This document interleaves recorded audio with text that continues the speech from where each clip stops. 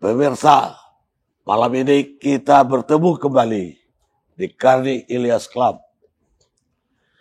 Dan kembali kita akan berbicara untuk topik yang lagi hangat dibicarakan sekarang ini.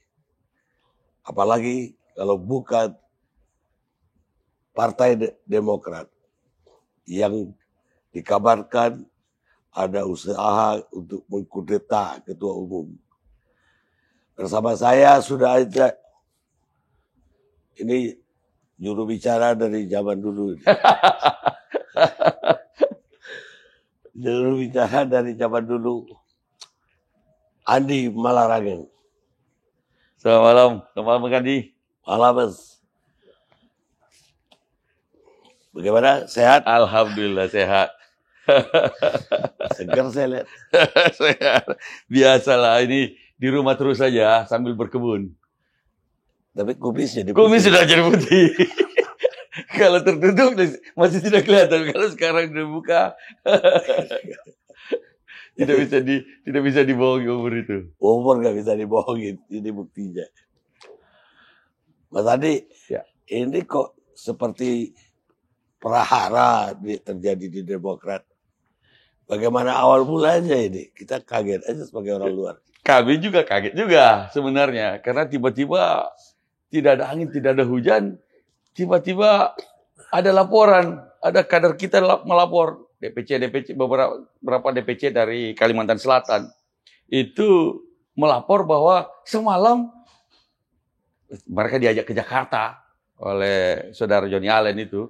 Lalu kemudian malamnya dipertemukan dengan katanya mau dikasih bantuan bencana, banjir waktu itu. Lalu kemudian malamnya ditemukan dengan Pak Muldoko di hotel, salah satu hotel di Kuningan situ, di kamar situ, lalu bicara tentang KLB.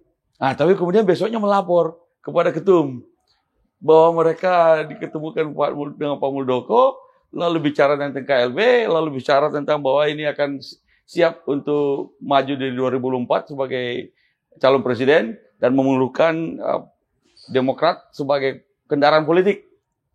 Ya, memulai kata-kata KLB itu udah bicara KLB dan mereka bicara bahwa ini KLB calonnya Pak Muldoko dan kemudian juga dapat pembagian, dijanjikan uang.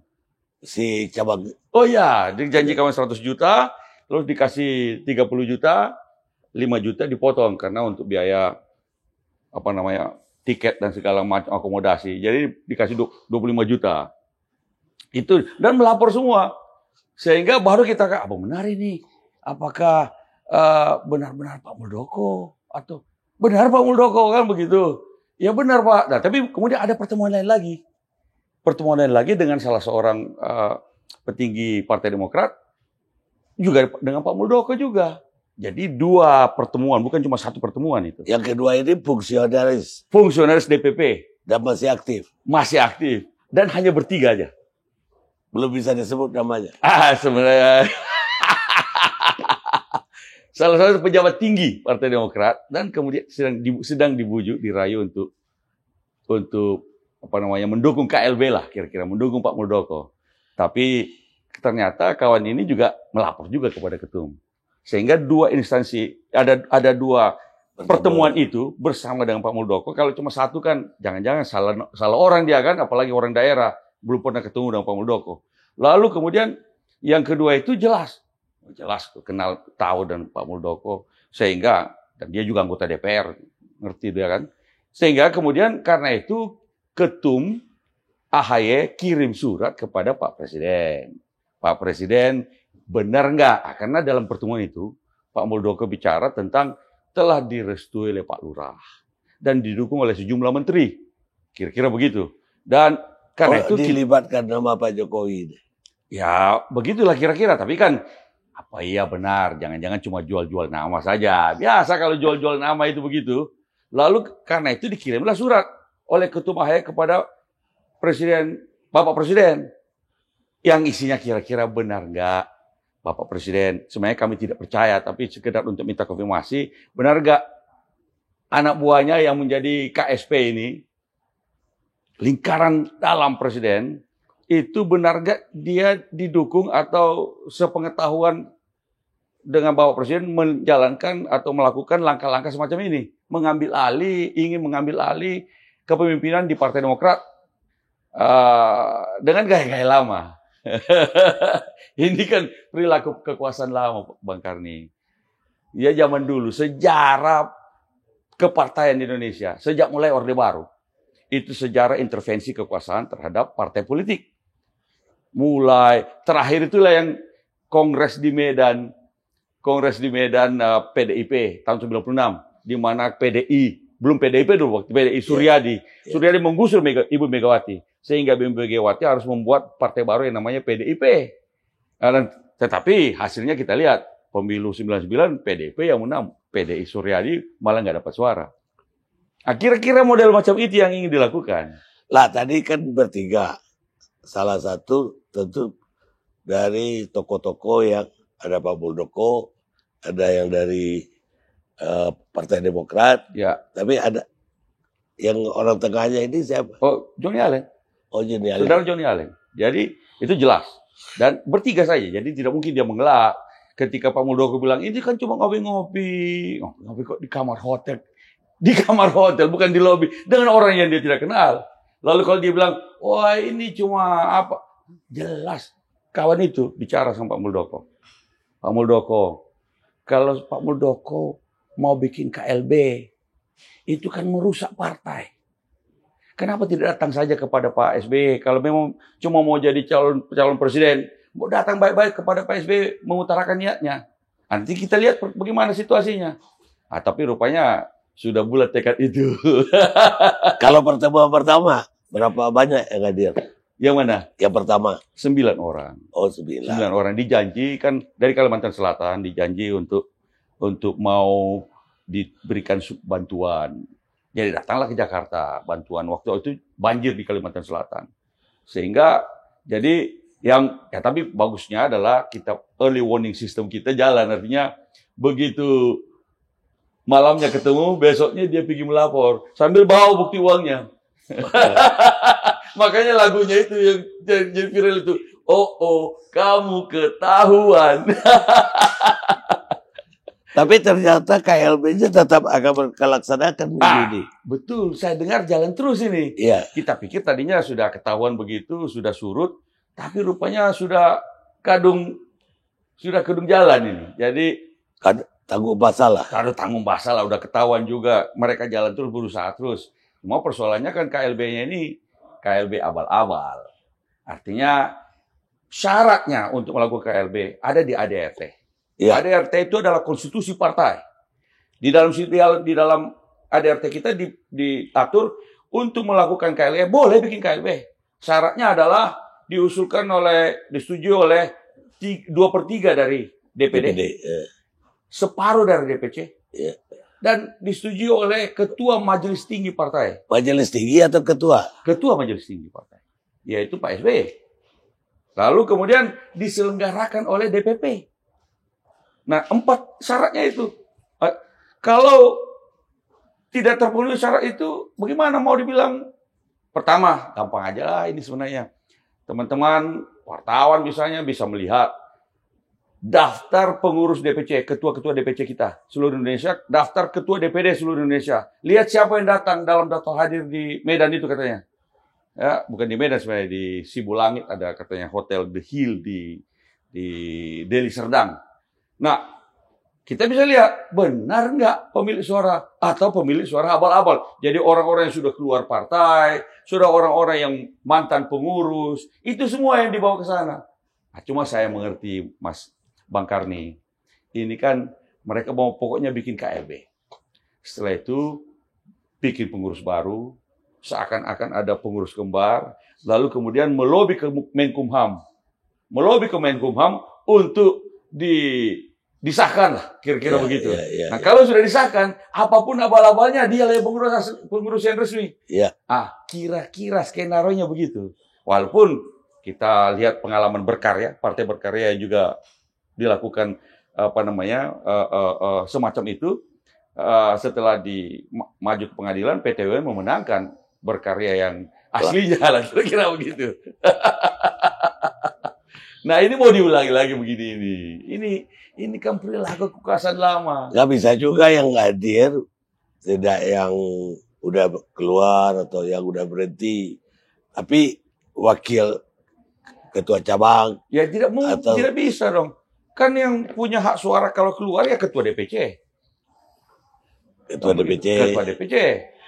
Kalau DPD ketua DPD. Jadi misalnya Sekretarisnya saja nggak cukup. ya nggak bisa. Karena sekretarisnya tidak punya hak untuk mewakili DPC-nya kecuali mendapat mandat. Kalau mendapat ini mungkin juga lagi dipalsu-palsukan mandat-mandat itu. Padahal sama sekali tidak. Karena semua ketua DPC sudah menyatakan solid, loyal kepada kepemimpinan AHY. Seluruh DPC. Seluruh DPC. DPD juga begitu. Ada video dan segala macam. Mereka mengirimkan semua. Kami solid. Sekarang pun mereka semua mengatakan mungkin ada 1-2, tapi kan itu sudah dipecat. Ada Ibu Lora itu misalnya.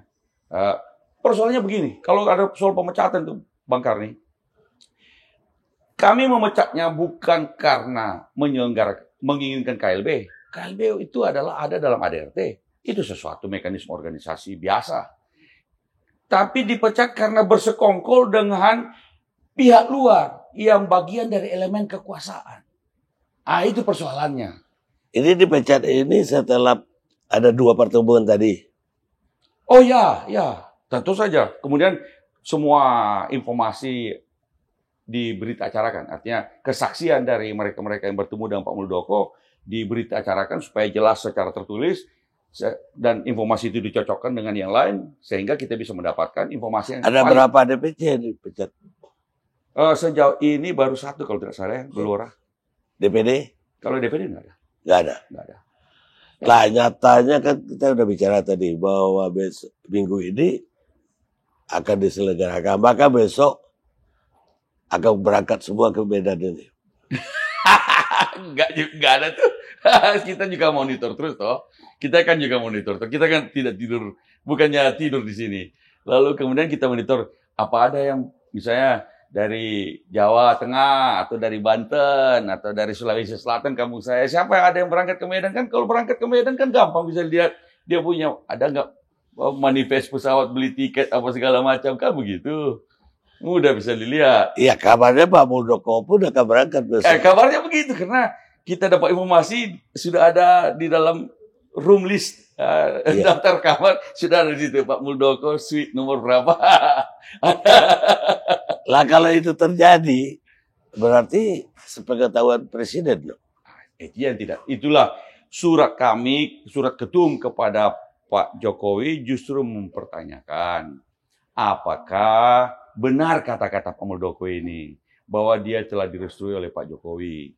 Tapi kemudian tidak ada jawaban dari presiden. Yang ada adalah dari Pak Mensesnek mengatakan bahwa tidak perlu dijawab karena ini masalah internal Partai Demokrat. Bagi kami keliru itu. Ini bukan masalah internal. Ini ada faktor eksternal ya yang ingin mengambil alih kepemimpinan partai, bekerja sama dengan broker-broker politik yang ada di Demokrat. Sebagian adalah sudah keluar dari Demokrat, sudah keluar Bang Karni. Ini orang sudah keluar, sudah masuk partai lain. Cuma ini kan ada yang mau jual-jual, ada yang mau beli. Ketemulah mereka kan gitu. Jadi lagi pula Demokrat lagi seksi.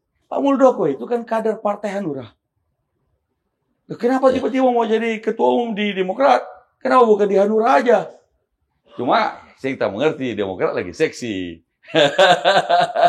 Baik, tapi orang-orang ini kan memang Johnny Allen, CS yang disebut-sebut di media lah. Ini kan memang dulu itu yang pendiri awal dari Partai Demokrat. Bukan. Kalau Johnny Allen bukan pendiri. Bahwa dia termasuk orang yang masuk awal, iya. Tapi bukan pendiri. Yang penggagasnya itu adalah Pak Vence dan Pak SBY. Pak SBY lah yang kasih nama Partai Demokrat. Pak SBY lah yang bikin dia punya bendera, gambar, lambang itu. Nih, itu Pak SBY dari Pak SBY. Marsnya dari Pak SBY. Mars lagu Partai Demokrat. Apalagi Pak SBY juga yang menentukan manifesto politiknya. Jadi kan ceritanya begini. Waktu itu Pak SBY masuk keluar dari pemerintahan. Waktu zaman Gus Dur masuk, lalu kemudian diberhentikan atau berhenti. Lalu kemudian belakangan masuk lagi waktu zaman Ibu Megawati, Menko Polhukam. Lalu keluar lagi. Nah, zaman itu Pak tunggu dulu. Waktu keluar dari Menko Polhukam, kabinet Ibu Mega, ya, itu Partai Demokrat udah berdiri. Udah dong. Jadi bukan Pak SBY kan yang mendirikan. Yang mendirikan Pak SBY. Mau nggak kasih nama? Jadi begini ceritanya. Pak SBY dulu ikut kontestasi wakil presiden di MPR. Iya. Kalah. Yang menang Pak Hamzahas. Ketika kalah itulah beliau dan Pak Vence datang ke Cikeas menyampaikan gagasan. Bagaimana kalau bikin partai aja, Pak? Ya, zaman itu Pak SBY lalu kemudian berpikir-pikir kalau begitu. Karena berkali-kali waktu itu dijanjikan dapat dukungan dari Golkar, dijanjikan dapat dukungan dari PDIP, ternyata pada saat terakhir narik dukungan semua. Beralih ke, kalau Golkar kembali ke Pak Akbar Tanjung waktu itu, lalu yang lain kepada Pak Hamzahas, PDIP ke Pak Hamzahas. Akhirnya pikirannya waktu itu kalau perlu bikin partai sendiri. Itulah dibikin Partai Demokrat. Beliau bikin lambangnya, namanya, dan segala macam, marsnya. Nah, cuma pada waktu itu, tiba-tiba beliau di bulan Agustus masuk lagi pemerintahan Ibu Megawati. Iya. Nah, tapi ini mesti jalan, tapi nggak enak kalau dia tanda tangan semua segala macam, maka dibikinlah hari lahirnya, tanggal 9 September, itulah hari lahir Partai Demokrat. Disesuaikan dengan hari lahirnya Pak SBY, ulang tahunnya. Belakangan kemudian disupayakan orang tanya, Demokrat benar nggak akan mengusung Pak SBY? Benar nggak di situ ada Pak SBY? Maka dimintalah Bu Ani sebagai wakil ketua. Jadi ketua pertamanya adalah Pak Subur. Yeah. Pak Vence dengan Bu Ani kemudian menjadi wakil ketua umum di Partai Demokrat. Sebagai simbol bahwa Pak SBY betul-betul ada di Partai Demokrat. Itulah kira-kira. Tiba-tiba. Tapi 99 pendiri pertama itu nggak ada nama Pak SBY. Oh, nggak ada. Karena begini. Kalau mau berdirikan partai kan harus ada persyaratan administratif di Kumham. Harus ada di notaris. 99 orang mendirikan. Ah, itulah. Sebagai syarat administratifnya. Itulah urusan Pak Vence. Pak Vence cari siapa-siapa yang mau tanda tangan. Pak. Oh, muter-muter di Peacock Hilton. Nah, itulah. Nah, kalau dibilang pendiri sebagai yang tanda tangan di Kumham itu 99 orang itu. Tapi kalau dalam konteks pendiri sebagai yang lebih luas, yang menggagasnya, yang menjadi lokomotif. Orang mau masuk. Jadi partai ini kan seperti lokomotif, lalu ada gerbong-gerbong. Mengajak orang naik semua ke dalam gerbong itu.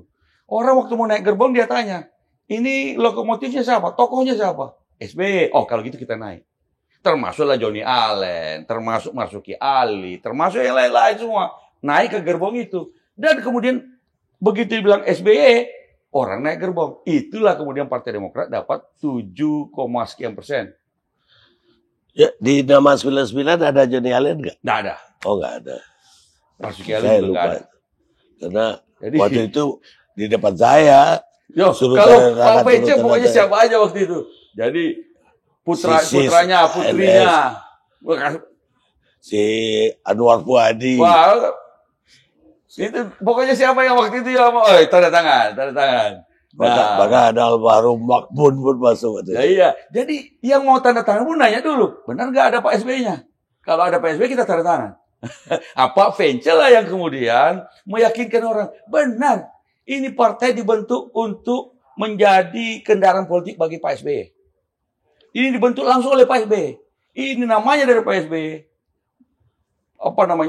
Marsnya dan ideologinya, manifesto politiknya dari SBY. Jadi itulah makanya ketika Pak SBY keluar dari pemerintahan, waktu diberhentikan atau mengundurkan diri dari Ibu Megawati, barulah dia bebas kampanye.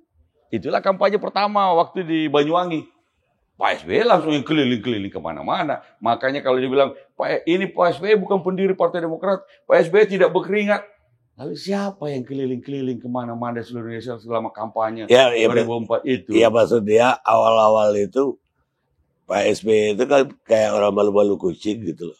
Karena dia masuk keluar dalam pemerintahan, kan begitu. Karena dia masih dalam pemerintahan. Nah, tapi kan Ibu Ani sudah di situ, menjadi wakil ketua umum. Dan lagi pula yang bikin namanya, bikin namanya, bikin marsnya, bikin benderanya, bikin segala macam, manifestonya, ya itu gimana mau dibilang ide besar tentang ini partai mau kemana? Apa yang menjadi landasannya? Nasionalis religius. Itu kan dari Pak SBY semua. Gimana? Lalu kemudian orang naik dalam gerbong itu. Dalam proses itu ada syarat-syarat administratif yang harus dilakukan. Misalnya itu tadi akta pendirian. Lalu kemudian verifikasi partai. Tentulah semua yang waktu itu naik dalam gerbong itu kemudian membantu dalam konteks verifikasi partai. Sekarang pun juga di setiap pemilu kan sekarang ada verifikasi partai. Semua cabang sampai di DPC juga membantu dalam konteks menyiapkan semua syarat-syarat administratif sehingga partai ini bisa diikut pemilu misalnya. Tapi itu kan berbeda dengan mengatakan siapa yang punya siapa yang lokomotif dari partai ini. Kan begitu. Lokomotifnya SBY. Memang terus terang kalau Partai Demokrat nggak ada SBY-nya, ya susah melihatnya, orang tidak mau naik gerbong Partai Demokrat. Intinya begitu. Ini kenyataannya memang begitu. Lah, tapi akibatnya belakangan kan para pendiri ini yang 99 ini banyak yang pada keluar kan. Oh, sebagian bukan orang-orang sepuh, sebagian sudah meninggal, sebagian sudah keluar, sebagian masih ada bergabung. Keluarga Pak Vence ada semua di dalam 99 itu tanda tangan. Karena yang penting ada 99 waktu itu. Kasih KTP. Baik, sekarang kalau sampai besok itu dibuka KLB. Ya. Dan terbentuk pengurus tandingan. Apa tindakan yang akan dilakukan? Kalau kita sih, ya pasti itu abal-abal. Kita lihat siapa yang hadir di situ. Pasti bukan pemilik suara. Ya kan? Yang kedua, pasti tidak memenuhi syarat itu tadi 2/3 sepertiga, 2/3 dan separuh. Dan tidak ada dari persetujuan dari ketua majelis tinggi. Dan penyelenggaranya bukan DPP. Itu ADART. Lah kalau ADART tidak diikuti, mau ikuti apa? Kalau negara ada konstitusinya, undang-undang dasar. Partai ada ADART-nya. Itulah konstitusi partai. Nah, misalnya mereka kemudian melobi-lobi ke Kumham. Kumham kan mestinya bisa melihat, ADART kita itu juga sudah kita serahkan dan disahkan dan dimasukkan di dalam lembaran negara. Kumham tinggal melihat pasal berapa itu tentang KLB. Lalu dia lihat sesuai nggak syarat-syaratnya. Ya kalau tidak sesuai syarat-syaratnya, mestinya Kumham ya tidak bisa menerima dong. Ya silakan aja menjadi ya gerombolan-gerombolan aja. Enggak, apa ada rencana menggugat atau apa? Kenapa kita mesti menggugat mereka abal-abal kok? Kecuali kalau mereka disahkan oleh Kumham. Itu lain cerita. Kita pasti menggugat karena jelas enggak benar kok semua melanggar ADART. Lalu kalau tidak sesuai ADART, masa kok saya rasa Kumham juga tidak senaif itu. Tetapi sekali lagi saya katakan, sejarah kepartaian di Indonesia adalah sejarah intervensi kekuasaan terhadap partai politik orang lain. Terutama yang dianggap oposisi. Kebetulan kami ini sekarang berada di luar. Otomatis pertanyaannya adalah dalam politik itu adalah, siapa yang diuntungkan kalau Demokrat diambil alih? Pasti arah politik Partai Demokrat berubah. Jelaslah itu. Kemana dia berubah? Ya mendekat pada kekuasaan pasti. Padahal kami sekarang berada, lagi pula kan sebenarnya kita kecil. Cuma ada 2 partai sekarang berada di luar pemerintahan. Demokrat dan PKS. Untuk apa diganggu-ganggu lagi? Toh sudah cukup kuat pemerintahan ini. Ya, tentu ada tujuan kalau diganggu. Tapi ya masa ia mau melakukan lagi perilaku cara-cara kekuasaan lama, model orde baru. Apa masih mau kita begini? Inilah yang membuat indeks demokrasi Indonesia makin menurun terus. Dan kalau ini dilakukan lagi, tambah turun lagi indeks demokrasi Indonesia. Karena independensi partai itu harus dijaga. Independensi partai, terutama yang beroposisi atau berada di luar kekuasaan. Kalau tidak begitu, sebenarnya ini juga peringatan kepada partai-partai lain, walaupun mereka di dalam pemerintahan. Kalau Partai Demokrat bisa dibeginikan, hati-hati. Partai lain juga bisa dilakukan semacam itu. Lalu di mana independensi partai di Indonesia? Bagaimana demokrasi kita bisa tumbuh sehat dengan cara itu? Nggak ada upaya untuk bisa ketemu Menkumham, Menteri Polhukam, Presiden. Ya, sebenarnya upaya kita dengan kirim surat itu satu. Tapi kan tidak dijawab, dan dijawab hanya dengan perkataan Mensesnek bahwa surat sudah diterima, tapi tidak perlu dijawab karena ini urusan internal. Pertanyaan saya juga sebenarnya adalah begini. Biasanya Pak, kalau orang mau bikin kegiatan yang bersifat nasional, seperti kongres, munas, itu perlu ada izin, minta izin kita. Ditanya oleh polisi pasti waktu meminta izin keramaian atau izin kegiatan apa segala macam itu, ditanya, susunan panitianya mana? Ini maksud siapa yang bertanggung jawab terhadap kegiatan itu? Susunan panitia kalau di partai, kalau kegiatan kongres, itu tanda tangan ketua umum dan sekjen. Bahwa ini betul, panitia ini diberi mandat oleh ketua umum partai. Partai manapun. Pertanyaannya, ada nggak surat dari ketua umum terhadap siapapun dianggap panitia dari KLB itu? Biasanya lagi, ya, KLB kalau macam begitu kan ditanya dulu, benar nggak kalau mau bikin KLB atau segala macam kegiatannya apa? KLB. Ditanya biasanya juga dimintain, biasanya dimintain ADRT-nya dulu. Dimintain ADRT. Supaya sesuai nggak? Nah kalau ini kan ADRT kita sudah tercantum dalam lembaran negara. Nah tinggal kepolisian dong. Yang punya kewenangan untuk menetapkan ini bisa dilakukan atau tidak. Membuka. Di ADR itu syarat KLB dipenuhi apa tidak? Nah kalau tidak dipenuhi, mestinya ya tidak dibiarkan. Kecuali kalau ini memang pembiaran. Atau dibiarkan bikin KLB, lalu segala macam, dibiarkan terjadi dualisme, seakan-akan terjadi dualisme kepengurusan. Lalu kemudian lobby-lobby kepada Kumham.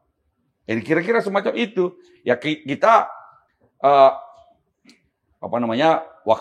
beberapa waktu lalu ada statement dari Menkumham bahwa dia tidak terlibat dalam kasus Pak Muldoko ini. Ada juga statement dari Pak Mahfud, Menko Polhukam, bahwa dia tidak tahu menau.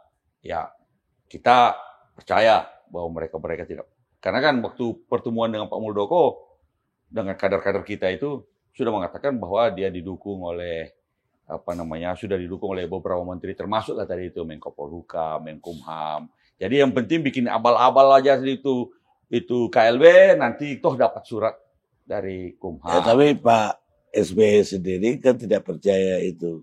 Dan dia yakin bahwa integritas Presiden, kita masih yakin yang disebut ya terjaga dengan baik. Ya kita masih yakin bahwa Pak ini tanpa sepengetahuan Pak Jokowi dan menteri-menteri itu juga sebenarnya cuma dicatut-catut namanya.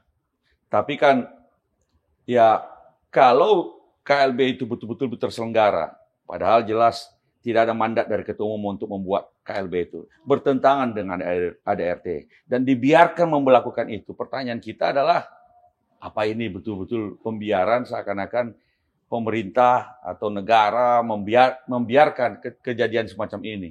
Dan pasti akan ada reaksi-reaksi juga dari kader-kader kita di daerah.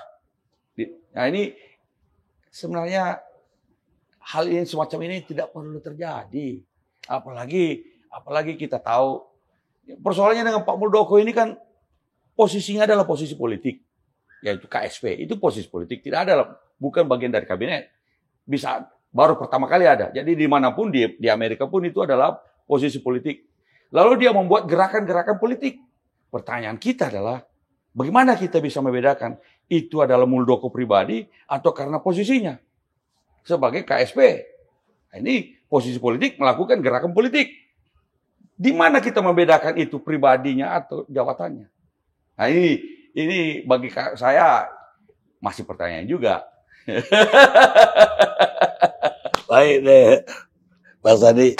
Sekarang jabatannya apa di Demokrat? Saya sekretaris Majelis Tinggi. Oh, sekretaris. Ketuanya adalah Pak SBY, saya sekretarisnya. Karena yang senior-senior, isunya adalah yang senior-senior. Termasuk Johnny Allen itu, anggota Majelis Tinggi. Oh, dia anggota? Ya kan, senior-senior ini, udahlah kita di Majelis Tinggi, ada di Dewan Pertimbangan. Jadi izinnya dari dia sebagai Majelis Tinggi. Nah, ya, nggak bisa dong, dia anggota cuma satu orang. Yang dalam ADRT itu persetujuan Ketua Majelis Tinggi. Karena yang dipilih, Pak Karni, dalam Kongres itu Ketua Majelis Tinggi. Kita anggota tidak dipilih. Ketua Majelis Tinggi kemudian membentuk keanggotaan Majelis Tinggi. Nah, kemudian sekarang ini di DPP Demokrat, yang mengurusnya anak muda. Anak muda-muda. Ya, AHY kan 42 tahun. Pengurus-pengurus yang lain-lain, Jansen, Irwan, ya, yang lain itu anak-anak muda semua. Sehingga memang sebagian dari senior-senior ini mungkin merasa ditinggal, merasa cemburu atau merasa tersisihkan dengan anak-anak muda ini. Tapi kan begini, memang AHY menjadi ketua itu adalah bagian dari regenerasi di Partai Demokrat, juga mengantisipasi regenerasi dalam kepemimpinan nasional. Menurut kami 2024 mestinya sudah saatnya untuk melakukan regenerasi kepemimpinan nasional. Artinya secara nasional nanti yang muda-muda lah yang akan memimpin negeri ini. Kita Demokrat juga mengantisipasi dengan melakukan regenerasi. Itulah AHY. Karena itu memang anak-anak muda sudah waktunya tampil ini di Partai Demokrat maupun juga pada kepemimpinan negara nantinya. Nah, tapi yang sudah senior-senior ya seperti kita-kita inilah. Di Majelis Tinggi, di Dewan Pertimbangan, ada Dewan Kehormatan. Itulah tempat kita itu yang senior-senior ini. Itu Urian Rayadi lah ya. Cuma gara-gara Mahathir ini 90 tahun masih Perdana Menteri, yang umur 70 pun masih merasa muda. Gak hanya itu, Joe Biden. Itu dia. Baik, terima kasih banyak telah mau kita undang untuk ngobrol-ngobrol tentang Partai Demokrat malam ini. Saya ucapkan terima kasih. Terima kasih. Dan saya ada oleh-oleh untuk wah, terima kasih Bang Karni. Luar biasa.